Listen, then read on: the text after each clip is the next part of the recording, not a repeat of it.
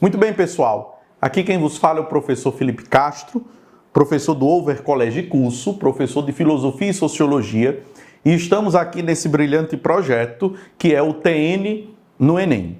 E eu vou passar para vocês algumas dicas de filosofia que podem vir na prova do Enem deste ano.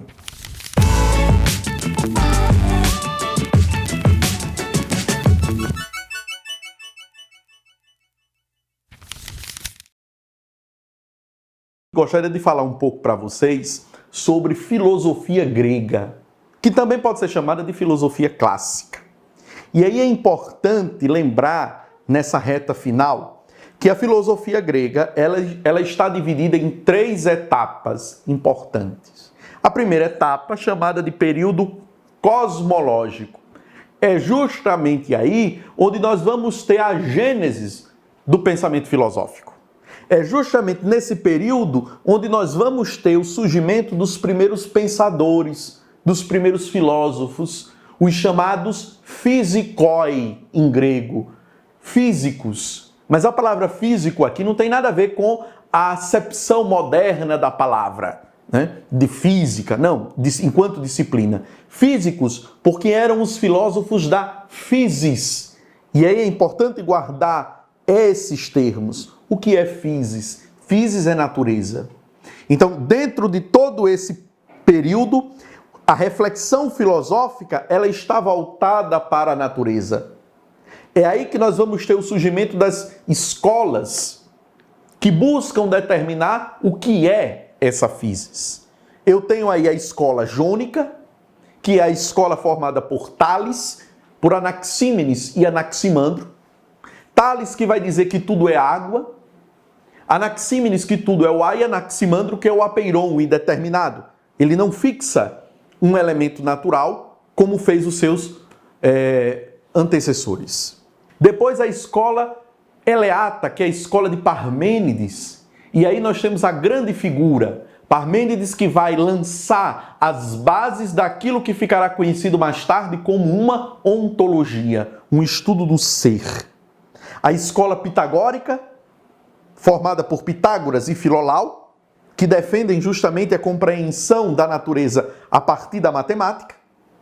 E a escola da pluralidade, que é formada pelos atomistas, Leucipo e Demócrito, que vão defender aí que essa physis é o átomo. Vamos também ter a figura de Empédocles e Anaxágoras. Mas qual é a grande sacada desses filósofos? Entender o cosmos a partir de uma lógica, a partir de uma razão. Diferentemente do que faziam os pensadores do período homérico, os poetas. O período antropológico é formado pela trindade, vamos dizer assim, Sócrates, Platão e Aristóteles, onde passam agora a refletir sobre o homem. É justamente a partir daí que nós vamos ter uma abordagem ética, política e epistemológica. Sócrates inaugura a ideia do autoconhecimento. Conhece-te a ti mesmo. A busca pelo conhecimento é uma busca interna, cada um dentro de si. A partir daí, se lança em busca dessa verdade, em busca desse conhecimento. Platão, discípulo de Sócrates, idealiza o mundo das ideias, o mundo inteligível e o mundo sensível, o mundo dos objetos. E diz o seguinte, que somente o mundo inteligível produz um conhecimento verdadeiro, essencial, enquanto que o mundo sensível é o mundo da mudança, da instabilidade, que gera a crença adoxa. O pensamento de Platão, portanto, pode ser classificado como um pensamento dualista, porque divide a realidade. Vem Aristóteles, que quebra com essa visão platônica e diz, não há uma divisão. A realidade ela é concebida a partir das sensações. Logo no primeiro livro da Metafísica, a obra célebre de Aristóteles, ele coloca justamente isso. Todos os homens desejam conhecer, buscar o conhecimento. E esse conhecimento se inicia por onde? Pelos sentidos. Os sentidos é a porta de entrada. Vale ressaltar também o pensamento político de Aristóteles, a teoria do zoon político, o homem como um animal político, um homem como um ser naturalmente inclinado a viver em sociedade. E aí chegamos no último período, que é o período helenístico.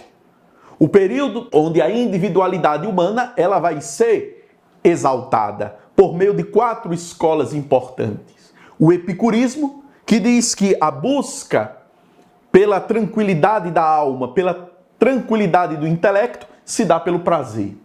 O estoicismo, diferentemente do epicurismo, defende uma moderação dos prazeres, defende um exercício ascético em nome da racionalidade. Depois o ceticismo. O ceticismo que está fundamentado na suspensão do juízo, em não pensar. Mas não é em não pensar sobre todas as coisas, é não pensar sobre aquilo na qual eu não tenho condições de deliberar efetivamente. E depois o cinismo, o sentimento de apateia, que em grego significa indiferença. Indiferença por tudo, principalmente a indiferença pelas convenções sociais. E aí a grande figura de Diógenes, aquele que vivia dentro de um barril. Ok, pessoal? Então, essas são algumas dicas importantes que você deve se lembrar no dia da prova. Muito obrigado.